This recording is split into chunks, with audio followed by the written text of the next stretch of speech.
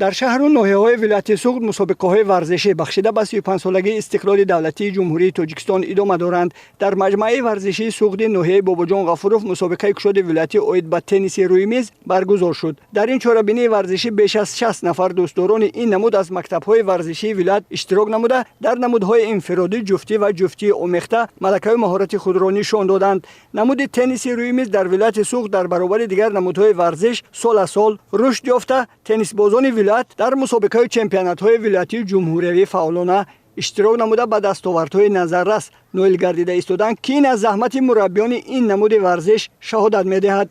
در مراسم پوشیده شوی این چهاربینی ورزشی نمایندگان مقامات اجرایی حکومت دولتی ولایت سوخت غالبان و جایزه‌داران را تبریک و تهنیت نموده دستور و مصلحت دادند که بیشتر مشق و تمرین کرده در عرصه جهانی پرچم کشوری عزیزمان را پرافشان نمایند. جام و جایزه‌های رئیس ولایت سوخت به بهترین ها تقدیم کرده شدند.